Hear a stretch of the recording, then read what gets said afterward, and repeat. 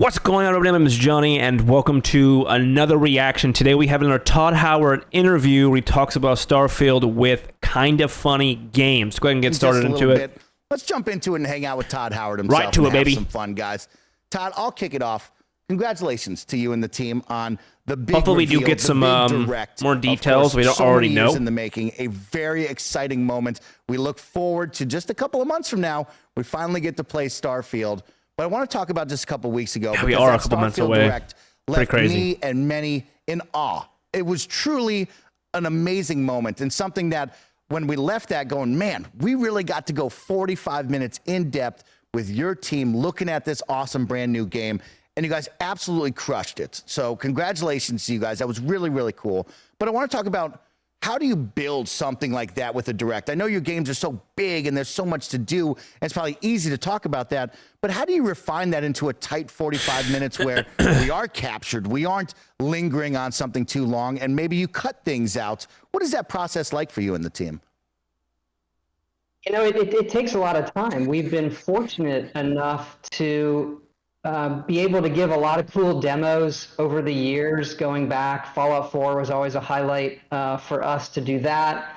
We did a decent sized Starfield demo last year at, I'll say, E3, the Xbox showcase. And I think at that time, maybe it was 12, 13 minutes for Starfield at the end. That had been the longest demo that Xbox had shown and got a great response.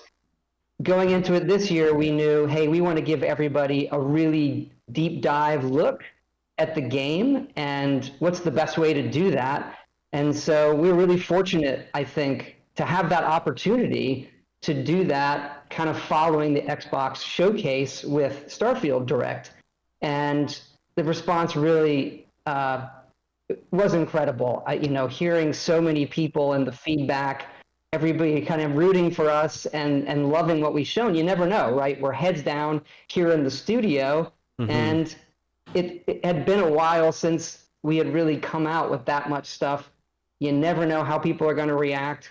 It's a new IP. I don't know. The first one they showcased last year, it was like a mixed bag. People really liked it, people hated it, people were like, this looks like shit. It was very mixed. I was excited, but most proud of it did look a little rough around the edges. Doing it in that format, we could highlight a lot of people on the team that fans don't know or haven't seen before. That's cool. And look, there are hundreds more that we couldn't show. Like Jamie was like one of the passion for that's a huge hit. The sandwich stealer, They've all put so much into this game, and we just hope people love it as much as we do. So Todd, first and foremost, thank you for coming on the show. I kind of want to have, I've been really thinking about like, what's the first question I'm going to ask Todd?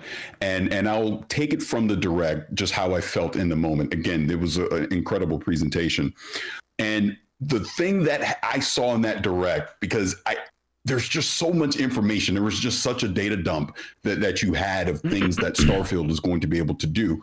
But the kind of fun thing that I want to ask you, which can lead into a bigger discussion, is at one point, you were basically a space pirate. You could board a ship, you could take the ship, you could take everything you want on there, all the sandwiches, all those fun things. But it kind of leads into, outside of the main story, the discovery, the exploration that you're going to be able to do in Starfield. Can you kind of talk about that a little bit?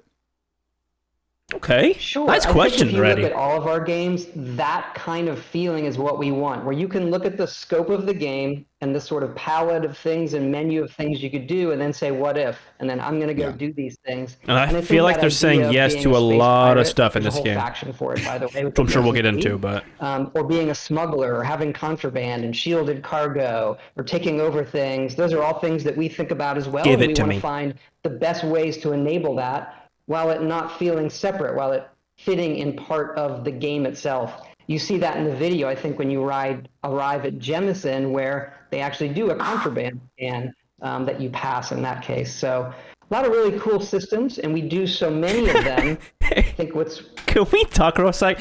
Xbox is worth billions, right? I'm sure Starfield, but I'm sure Bethesda's doing well. Can we give Todd a better microphone? Just real quick. I don't know, a couple $100 one, dude. He's just over clipping and shit. We really work on is how do all those systems come together and collide and create some really, really cool moments where the players, yourselves, have that agency to go really do what you want to do in the game. Yeah, there's going to be a lot to do in this game, and I'm looking forward to that, Todd. Really exciting stuff. You talk about all of the different systems at play and how big this is and the player freedom. I do want to jump in right away because we got over 1,000 community questions written in. They were very excited that you're going to be on this show, and people really wanted to talk with you about some of this stuff. Of course, a big one that Xbox has been pushing on the XCast side of things is accessibility. And of course, you and your team have been doing this for many of years. You've worked on these settings. Xbox, it's a big drive for them right now, is the accessibility program and making sure everyone can play around the globe. You talk about players first. What is it like creating a game that's so big and has so many systems, and also mixing in accessibility settings? Is there something that stands out to you this time around? Well, first, I think Xbox has done an incredible job there with everything they've done with accessibility and their controller in particular. You asked, one thing that we're really leaning in on with this game is having a large font mode, which really is important in an RPG where there's a lot of stuff to read. So it comes into play with, obviously, for accessibility, but also various monitor sizes. I'm noticing that that's really helpful when I play. There's a lot more handheld devices coming out where you can stream these games, or sometimes even play them natively, and it really helps us there as well. So hold on, we got some little collectibles back there. I got the Skyrim's collectible. I don't think that's a collectible in the sense of it came with a collector's edition. Starfield is right there. I can't make out any of these other stuff behind him, but okay, Todd, I see you. That's one in particular that we're leaning in on. Over here as well. That's sweet. And you talk monitor about stuff, or not monitor stuff, but gaming is it controllers and Steam stuff Deck they announced. compatible? Is that something you focused on, or is that something we share later down on the road? We'll talk about that later down the road. Yeah. All right. It's coming. Let's jump back into the fun, though, because there's a lot of cool Maybe stuff at a later here. date, but it's definitely coming. There's no way they don't. Pirate, but I want to talk about the first steps, creating the character. You guys have now pushed backgrounds and traits into the fold of things. And, of course, we've had we're getting a little bit of a deep dive, kind of. Or in Elder Scrolls. What is it like now putting traits and backgrounds? What are some of your favorites, and what kind of uniqueness did you be able to bring into that? Yeah, I think for us, we've done a number of games, obviously, over the decades that have various character systems. And I think we've learned a lot in terms of how does it feel when you start a game? What are those first choices like before you understand what the actual rules of the game are? That's always a trick to get right. And then how much depth does it have if you're playing for 20 hours or 50 hours or 100 hours or 500 hours?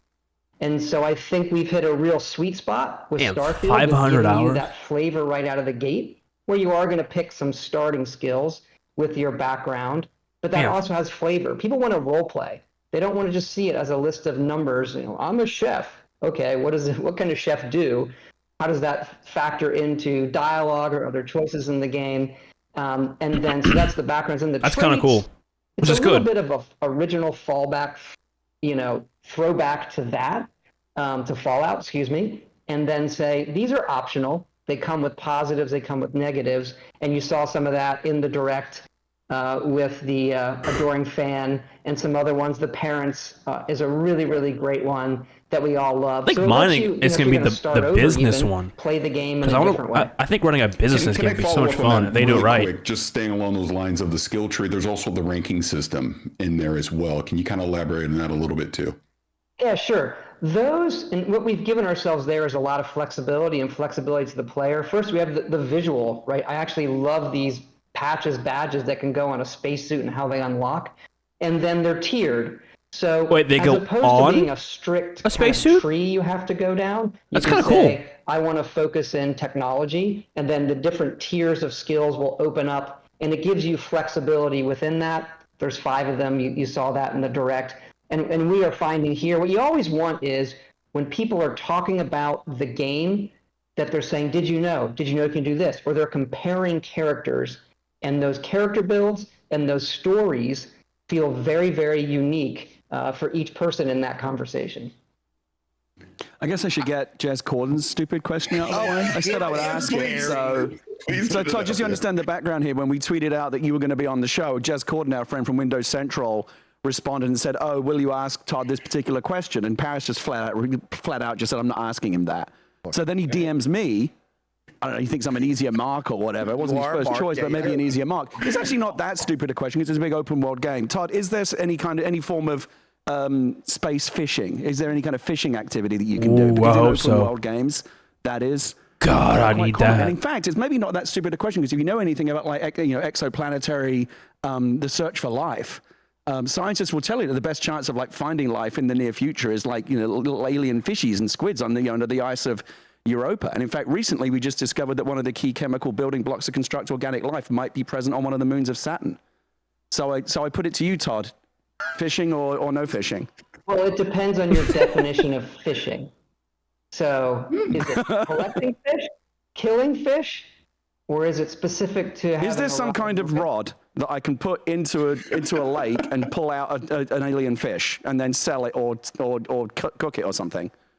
That is one thing we do not have. Okay. Expansion though. There's going to be expansion. You never know. There's going to be expansion. I told you It has to come. This is on you. People love that He's shit, gone man. bad now, and it's down to him.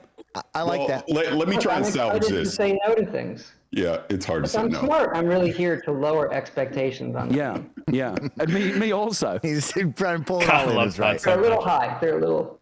Well, let me try and salvage this and turn it in another direction. Which Can we get a Todd Howard, Joe Rogan podcast, please? So the 1,000+ planets. If there's been any concern that I've heard recently about Starfield, it's been about handcrafted versus procedural. So obviously with 1,000+ planets, a lot of it's going to be procedural. And you even talked in the direct about there will be kind of breadcrumbs along the way with handcrafted things that you'll be able to do as you discover these planets. But my question is, I take it back to something like Mass Effect. I remember when that came out, super excited. You could go to all these different planets, and ultimately there wasn't a lot to do on the vast majority of them. So with Starfield, when we think about these 1,000+ planets, of course, we want to go out and explore the galaxy. We want to see all of these things.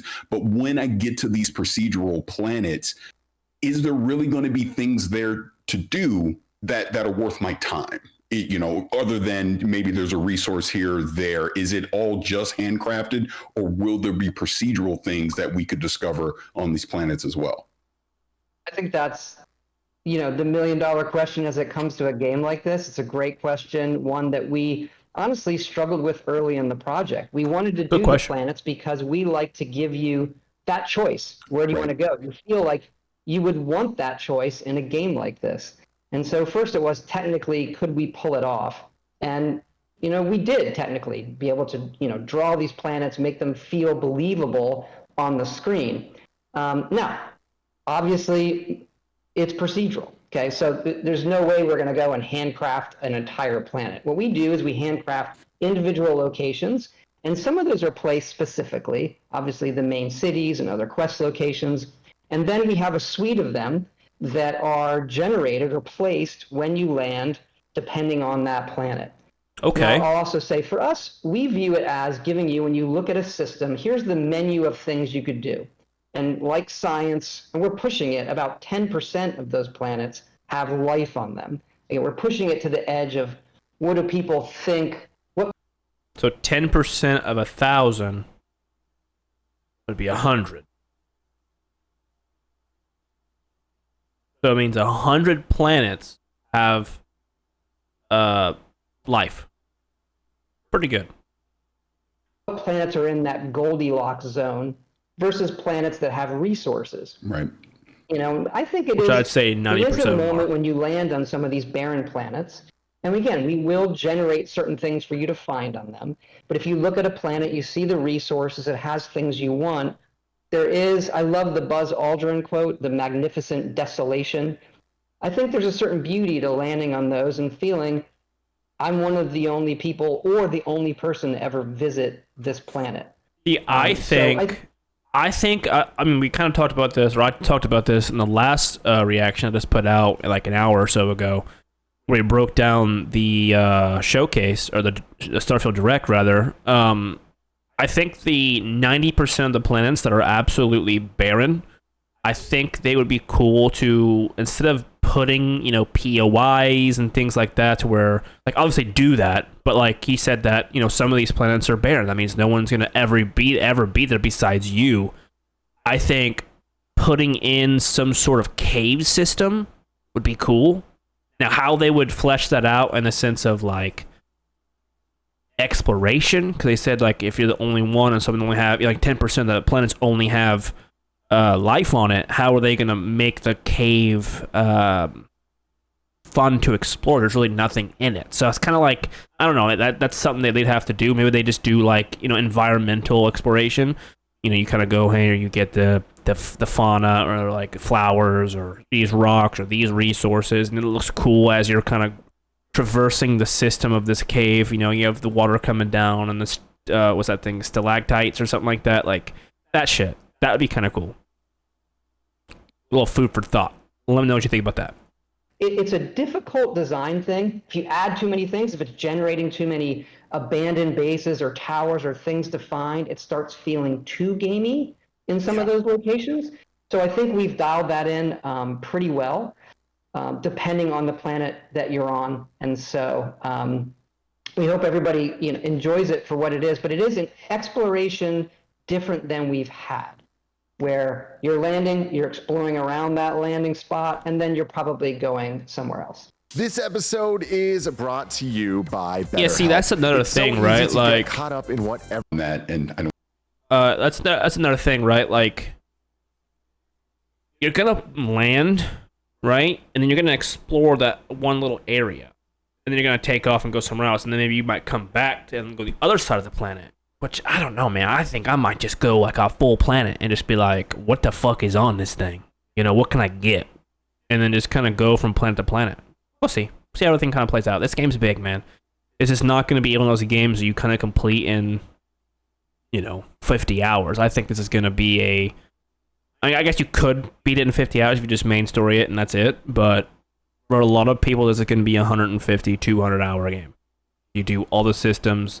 You base build, you get the ships, you do the missions, the side quests, you get all the cool shit, all the explore, like you do everything. This is going to be 100, 200 hour, 300 hour, 400 hour game. And I can see people even putting thousands. So I'm here for it. We're doing a full Let's Play, so you stick around, baby, if you like what you're seeing. I can follow up on that, and I don't mean to dominate the conversation, but I think it's relevant here when we're talking about planets. Is again, I've probably watched this direct like 1,000 times at this point. So me too, bud. One thing that I did notice was some planet biome diversity. You seem to highlight one planet where we did see different biomes on that particular planet. Now, I'm not expecting that on every planet, but this is something that you're conscious of, that you're doing in the game. And it leads me to two questions. I'm just thinking the size of some of these planets. Is there really going to be this giant map that we're going to be able to explore across different biomes and find obviously interesting things and resources and creatures? But the other part of this is, and this comes to more to just the diversity of the planets. When I think about gravity, temperature, radiation, things like this, are we going to have to prepare ourselves to actually be able to land on some of these You did see that in the direct. We kind of broke that down. There was temperature, there was radiation and things like that. So I need to do. There's a lot there, but I'll say, we have a lot of biomes. We do look at temperature, we look at the radiation, we look at all of those things on a planet so that your suit and your protection, you can get certain ailments if you're not ready, and certain weather things can come through with all of that. So there are obviously planets that might have one type of biome, and there are planets that have a whole bunch, and their creatures and the plants and everything go with the biome. So there's a whole part of the game where surveying a planet, like discovering all of the flora and fauna and resources. Plants also have traits, usually geological things that are inherent to that planet, and uncovering those. And if you fully survey a planet, that data is actually worth a lot of money, credits in the game that you can sell. So there's a whole part of the game that's really just doing that. It's a little more. Oh, okay. I almost so like, it. I'm gonna do a full 100% playthrough as fucking best as I can with my first playthrough of this game. I'm excited to see how the economy works in this game, and they'll probably touch on that. Maybe I don't want to get too ahead of ourselves here. Maybe we'll talk about that later on. But the economy is one of the biggest things I want to see how this all plays out in this game, because I think if they do it well and they flesh it out, it could be fucking awesome. Zen-like? No, you can get on a planet where the creatures there, some of them can be aggressive, where it can get dangerous if you're exploring the planet. And you can watch the creatures. We've actually had a problem at times with the predator creatures going and killing all of the more peaceful creatures you're coming across. No. Why are they all dead? And then you realize there's something dangerous in the area. So I would say this, that we do everything that you mentioned, and we really try to mix it up and spend a lot of time balancing that. So it is fun minute to minute, but you also know what you're getting into. Todd, I want to talk about the plants and the creatures. I guess I'll start with the creatures really quick. Of course, some iconic Bethesda creatures, the Deathclaw, the dragons, and the We've been breaking them. We broke this shit down in Is Direct. there going to be a special creature in this? That's my question. Or will there be so many that there's not just one that we all point to and say, oh, wow, that was the bad one? I mean, there's a few bad, there's one really bad one, there's a few, but you have to play it. Okay, I like that. And then one of Respect the it. most asked questions was, Todd, we land on these planets and people are blown away by the size and the scope of things. Is there a land vehicle or an option to maybe mount some of these wildlife creatures to use as a land transportation mode of transport?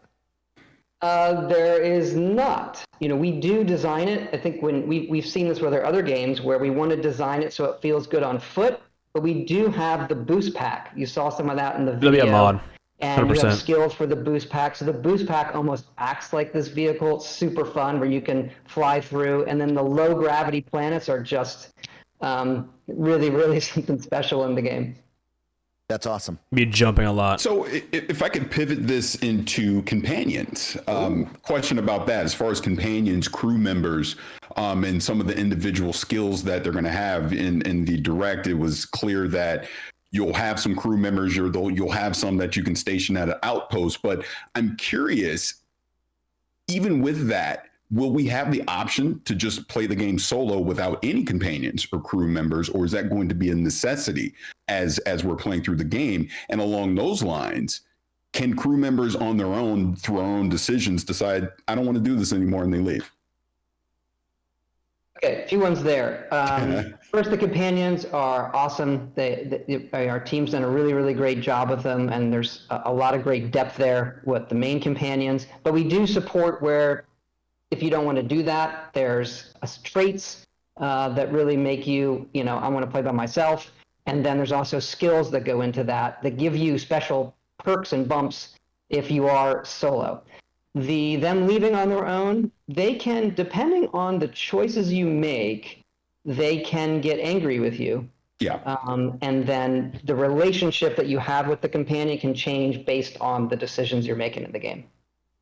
If I get mad at my companions, Todd, can I space them and take them and make them walk the plank on my spaceship? You can leave them behind. You can tell them where to go. You can assign them to outposts. You can assign them to ships that you're not using and things like that. I have a fun one coming in from the community. Courtney writes in and says, Are the adoring fan just leave them? The only ones that are able to be romanced? A lot of people very excited about romancing NPCs. What is the breadth of that? Is there a wide range?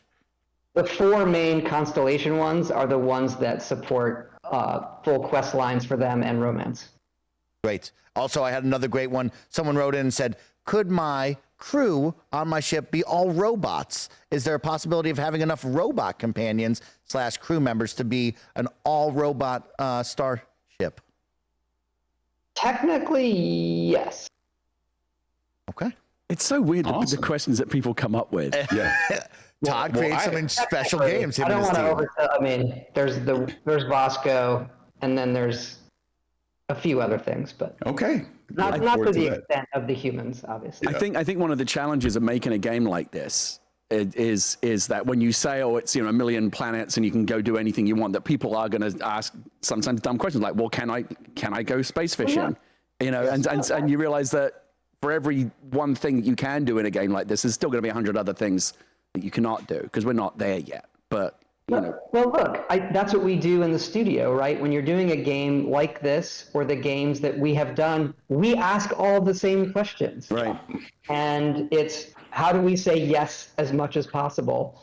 So actually, they're not like, should you fish? It took us a while. We finally added it to Skyrim, right? So So there's hope. There is hope for space fishing down the road. What's great about these kind of games, role-playing games in general, that they're not defined by a certain feature set. Right.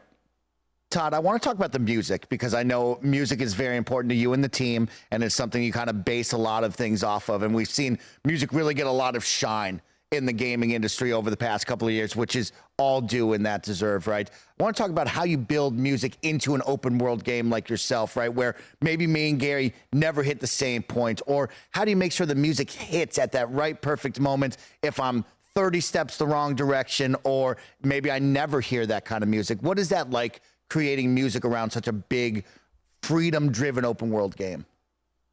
Well, actually, music is one of the first things that we start with when we make a game. We do concept art, and we start writing the music. But the music kind of helps them. The music for Starfield, the work get that that vision. Zur has done there is just incredible. It could be my favorite game music. And we did that very, very early. So when we're working on the game, we're looking at the concept art. The music is giving us all a feeling of what this world feels like, what this experience feels like. How we do that in an open game is there is a whole system behind, like, what is happening, what's the mood right now, and then it is pulling from, a collection of tracks that fit that mood, and then segueing between them. And it might be easy to say, oh, you're just going to do this all the time, but the trick we find is actually when it has time to breathe, when the music actually kind of subsides for a bit, so that when it does come on and we're trying to hit a certain mood that you're in, it's impactful. I've also noticed, and happy to hear from all of you, but sometimes the music can come on and maybe it puts you in a mood. Like, oh, you're hearing this music and then you're like, oh, I think I'm feeling I should do the following now. And then it puts you in a certain mood that you weren't in before. So we get some of that sometimes, not intentional, but it's not a bad thing. Since we're talking about audio, I guess I should ask the other question that we were talking about before the show. And this is will the game have this? We were talking about how much we love in-game radio stations, and Fallout obviously is one of the better examples of that. Is there any kind of space radio that we'll be able to listen to as we're exploring? There is one, Good but question. it is pretty much local to a certain location. It's Okay. not something you can dial into when you're away, but there is a little bit of that, I would Cool. say. I love in-game. Hell yeah. We were talking about that, of course, the radio host. Todd, did you ever think to yourself, I would like to be the radio host for one of my video games. Put me behind the microphone. Let me go wild. No, I don't think that's for me. And actually, the last DJ we had in Fallout 4 is Brendan Hunt, who everyone knows as Coach Beard on Ted Lasso. That's So, amazing. Cool. I didn't know that. That's awesome. Yeah, he's incredible in the game. I mean, if you're ever looking to add like a wacky kind of morning zoo trio to the Starfield, radio universe, Yeah, you know who to call. Thanks, Gary. Yeah. Space Bike Mike. Anytime. So- This shit writes itself. I told you the creative process was easy. It's like falling off of a log. So easy. Todd, to get it back onto Starfield directly, but to Todd, one question I had was about shipbuilding, and I'm trying to keep this limited. Also, the ships that you acquire. So obviously, we saw during the direct, you can build your own ships. You can let your imagination go wild.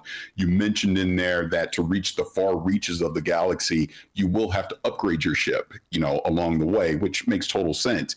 But me wanting to live out my space pirate fantasy in the game, if I'm acquiring certain ships, whether I purchase them or I quote unquote steal one, are those ships locked in at whatever quote unquote stats that they have at that time, or are they upgradable in ways as well? They're all upgradable. They go through the same. Okay. We built those ships with the builder that you all saw in the direct. When Hell you yeah. steal one, we do make you register it. If you want to modify it or use it in those ways, you have to spend credits to go register it. Okay. And that's for us to keep it from the economy kind of spiraling in those ways. You can fly it around, but if you want to mess with it, you register it, and then you go through that whole loop of upgrading it. I will say that that's a very deep system, and one that we expect for late game. It's not like you start the game and then you're going to get right into shipbuilding. It costs a lot of credits. It is, in a good way, a very complicated system. Hell yeah. And one that it was more I'm of actually a glad they're doing that. longer-term thing in the game. You can easily upgrade your ship, like just go in and say, I want to improve these weapons. I want to improve the grav drive or the basic shield. stuff. That's very, very easy to do. But where you go in that mode and you break it apart and you're building, that is a whole mode onto itself that is more of a long-term play kind of thing. Late game. I like that. I kind of like that. Actually leads me into, and this is more of a fun question, but we saw this in the direct as well. And if you don't want to answer it, I completely understand. But if I'm going to New Atlantis and they scan my ship and I do have contraband, what happens?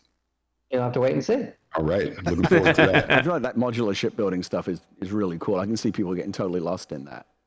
And I'm right in thinking, and maybe this was addressed in the direct, I don't know, but like once you build your ship, you're designing kind of the internal layout of the ship that you'll walk around in as well. Is that correct? Yeah, it comes with it. So you have these modules, and they come with the inner parts as well. And then when you click them together, and obviously you saw it, there are different modules for different things. So that gives the ships a really, really unique feel. And I'll say when we designed the game originally, when you go into sci-fi, we sort of start with what kind of spacesuit do we want? What does that look like? What do the weapons look like? And it took us a long time on ships because there's so many ships in games.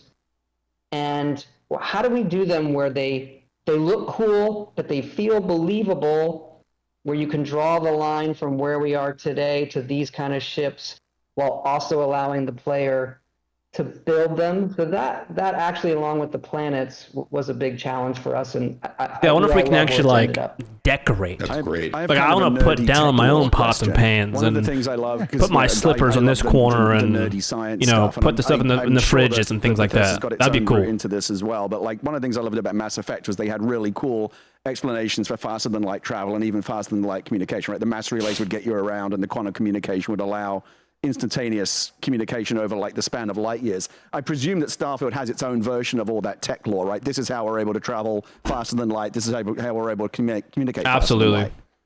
Definitely. I mean, we say grav drive here, but it stands for the graviton loop field array, the way the different bands bend space in front of you, and the more it can bend it, and you're actually taking space and you're folding it, you're bringing the space towards you. There's some great papers out there on like warp drives and quantum physics. I was going to say, this is not dissimilar to warp drive, right? Where you contract the space in front of you and expand the space behind you. Technically, that's what it is.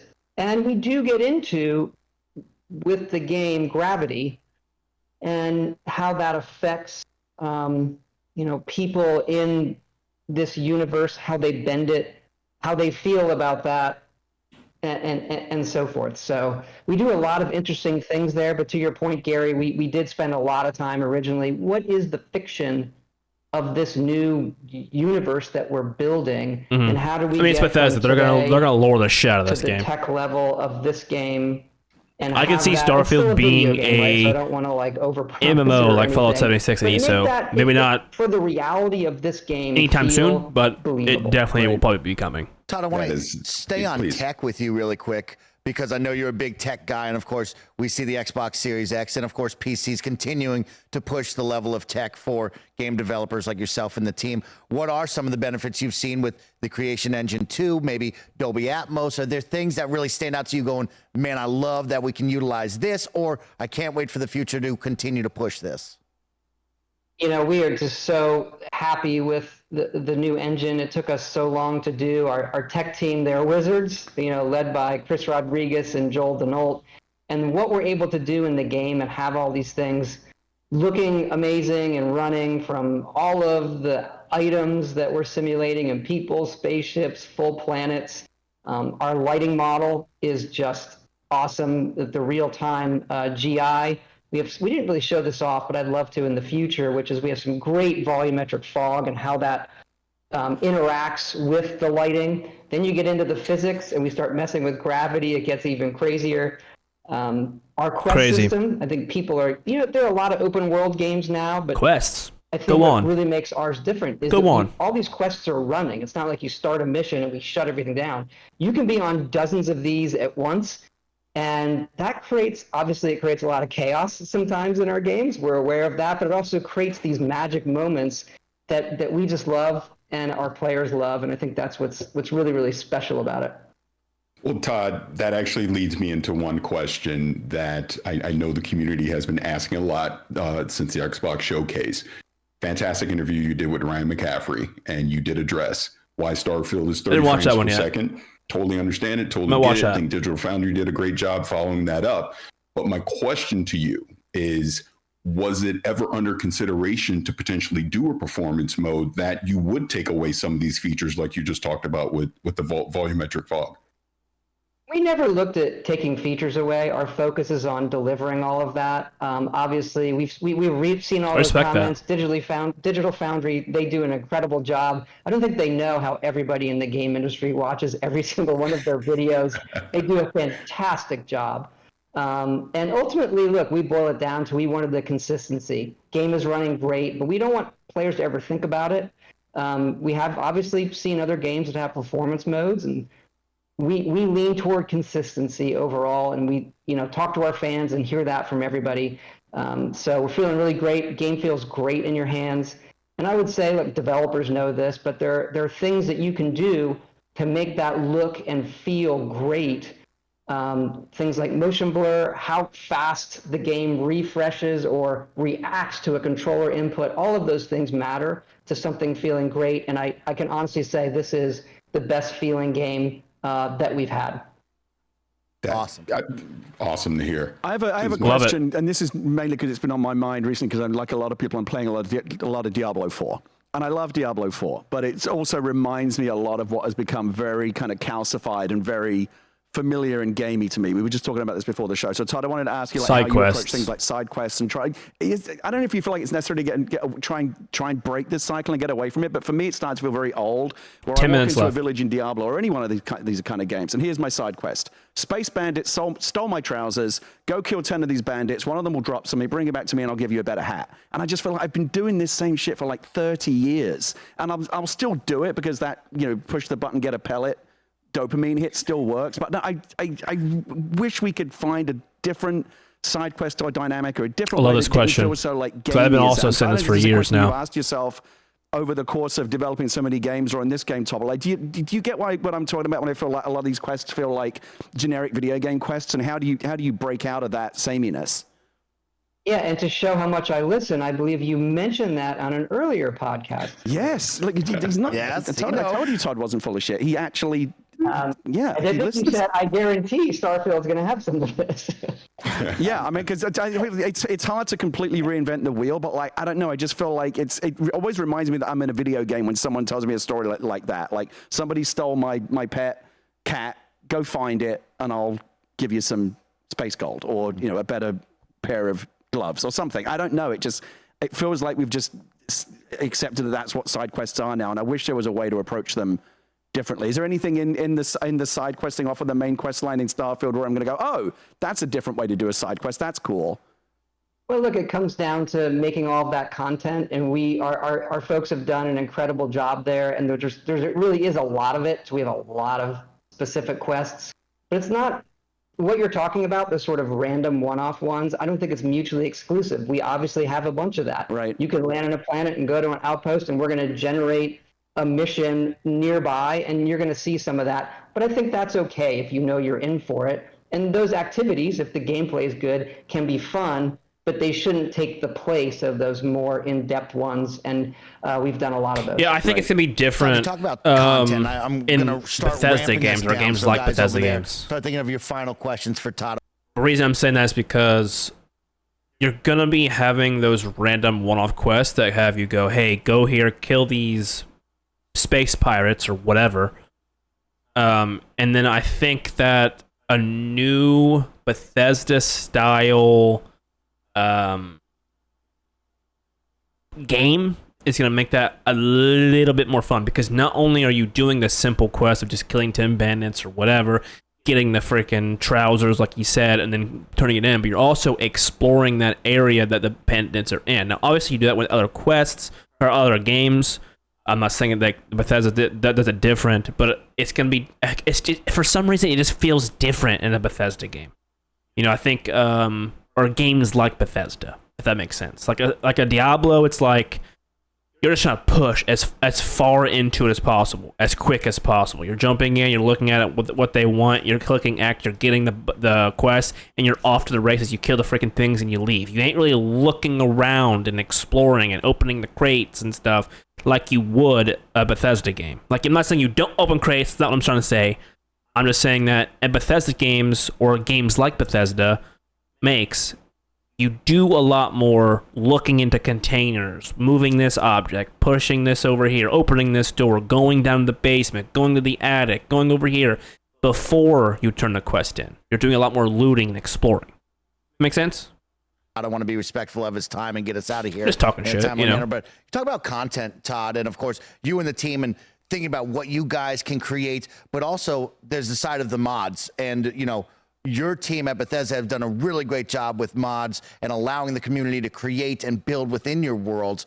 Have you seen something that stands out to you in previous games through the community where you go, man, that team did a really great job? That is awesome on the mod side of things. And of course, moving forward, are you excited to put mods into this game with so many planets to explore and the opportunity to create? Yeah, I think Starfield is going to be kind of a modder's paradise. It's part of our DNA. Been here. saying We've that been for a doing long it time. for over 20 years, and our We'll let community Todd around finish that- this thought, but I don't want to talk about Usually that. been classically single player. That has been our community, and people are still modding our games and playing them. So we're doing a lot of it, and I think one of the things that I'll call out is it's important for us not just to enable that, but to participate, right? To make it easy for them, to make this where they can make it not just a hobby, but a career. We've had a lot of great success there. So looking forward to what everyone's going to do with Starfield, just like cannot imagine. That's awesome. Same. I think Starfield is Bethesda's game to where they really leaned in, they like really pushed and leaned into the community in all aspects. They, you know, you have Skyrim, you have Fallout. Obviously, they allowed mods. Like, they ain't gonna say no to that shit. They love that because it allows people to continue to play their games. That's why people play their games for so long. People are still playing Skyrim. That came out, what, 12 years ago at this point? Or 12 years in November, right? The reason why they're leaning into it is because, obviously, people love it, but this game is really leaning into it because not only are they have, you know, let's say this here is the specific quest stuff that you would expect, right? This is the handcrafted, the single player shit. But then this other side that you don't do, or that's not handcrafted in the sense of quests and things, and it's just resource heavy on all these planets and star systems and all that, etc. This blank canvas is going to allow the modders to go, okay, cool, you have this entire solar system or whatever the fuck you want to call it, and you guys can just go crazy. So one modder can do a complete planet, fill it with quests and caves and POIs and NPCs and all that stuff like you would, and you do that 1,000 fucking times. Now when you have a mod list, you know, people are having these huge 600,000 plus mod lists. Now you can have an entire solar system, an entire universe full of places to explore, because now you have what Bethesda made plus extra shit. And then that kind of leans into the role-playing aspects. That's another thing they leaned into. They know their games will be played for 10, 15 plus years. They know that. So giving people the tools to allow them to easily role-play their characters that they want to role-play is also really, really useful for the community. So like, I think this game is really just a testament to how much they listen, because people love this shit, man. I know I do. Same. I'm going to be very excited for that. Question I have as we wrap this up, there's 1,000 more I would love to ask, but we want to be respectful of your time. Outposts, you kind of slightly mentioned that a few minutes ago. I love Outpost stuff. Something I caught again during the rec towards the end was, it sounds like there's going to be kind of an advanced feature with some of these outposts where you can actually leverage some of the plants and animals on the particular planet that you're on to generate resources, which then made me think about, well, if I land on a planet, am I limited in the resources that I can use to build an outpost? In other words, is there only so much I can do without, is it unlimited what I can do for an outpost is what I'm trying to say. Can I build whatever I want, or do I have to have a certain amount of resources to build whatever, design that I'm thinking of at that time? So Outposts, kind of like I was talking about with shipbuilding, is a very deep system, and it does involve a lot of resources to really, do what you want to do. You can do all of that, so you can land on a planet and start building, but you're going to need to really go crazy. You're going to need to develop your character skills. You're going to have to collect those resources, but there is a ton there, and you can even actually somewhat connect them between planets, shuttling cargo between them. So Love it's a it. really, really cool system, but I will say again, like shipbuilding, one that has a lot of depth.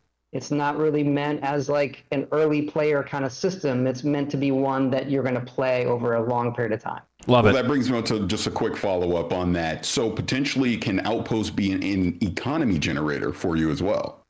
Yes, they can. Hell Absolutely. yeah, dude. Fantastic. Gary, what are final questions for? So does that mean, okay, so we broke this down. When we did the Starfield Direct breakdown that I just released a couple hours ago, so go check that out. It's like an hour and some odd minutes long.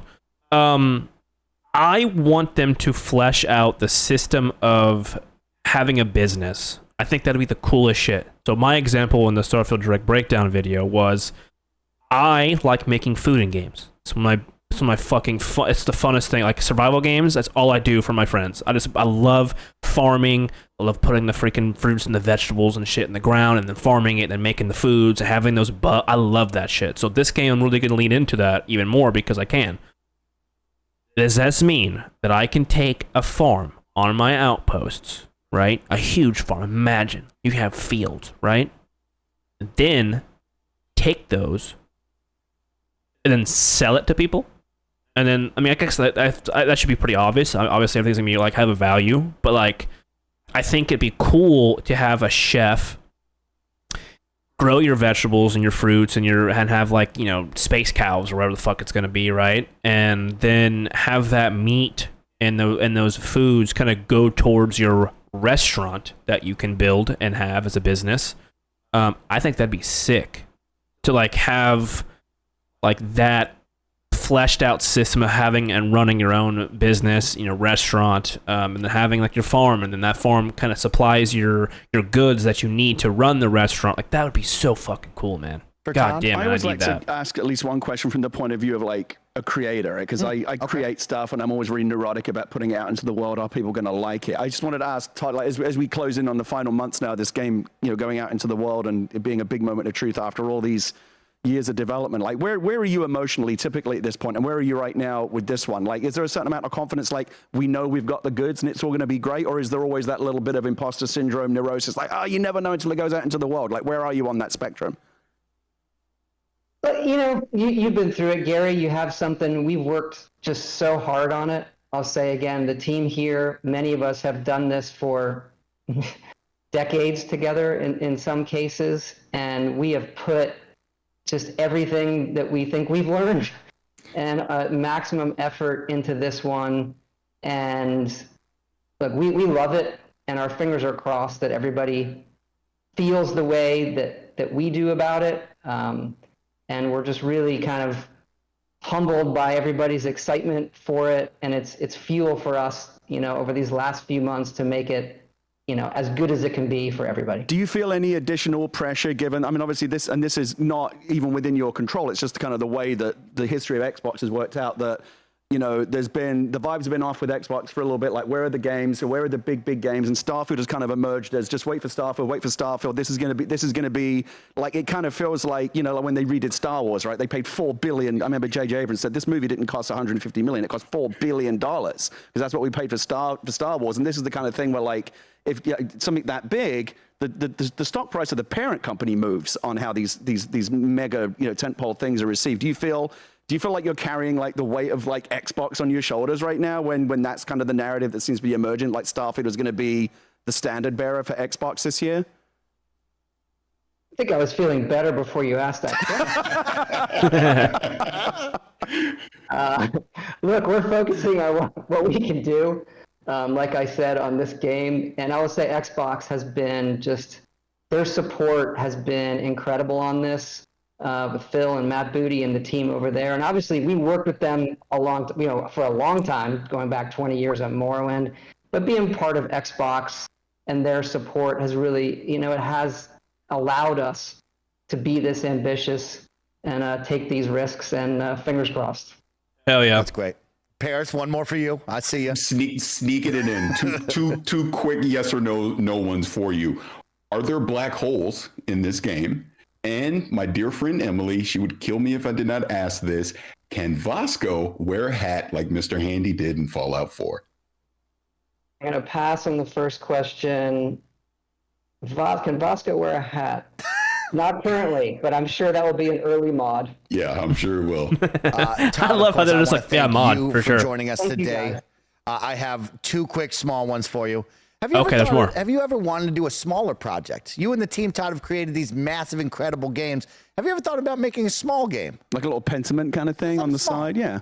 Oh, we have the mobile team. We did Fallout Shelter, which I think is our most played game ever at this point. So we do some of that. We have some mobile stuff going too that looks really cool that we haven't talked about. So we get to dabble in that. But at the end of the day, I as a player, I like the big worlds that I can get lost in. Me too. That's why, many of us here wanted to make games. And it's really, really rewarding for us, and just so thankful for the opportunity, and thankful to be here with you guys today. Todd just hit the nail on the head, Danny. You'll have heard me say this on the podcast before that my Going to be if I can get to the planet, I can. That's pretty much going to be the end of it right there. I don't know what to say. My excitement for this game is fucking insane. I cannot wait to play this game. It's gonna be one of the best games I've ever played in my life. I feel like I've been waiting for a new Bethesda game for years, and we'll be reacting to a lot more stuff as they release it in the coming months. So expect more of these. So if you liked what you see and you made it this far, I appreciate you being here. Go ahead and subscribe. There's more coming. We're also gonna do a full playthrough of Starfield when it does release. And yeah, man, I'm just stoked to see what they bring. It's gonna be, I think, the game of the decade if they can release it as they've been talking. All the systems working the way they need to. And yeah, I'm excited, man. Thanks for being here. See you guys soon, 'cause I'm sure there's more.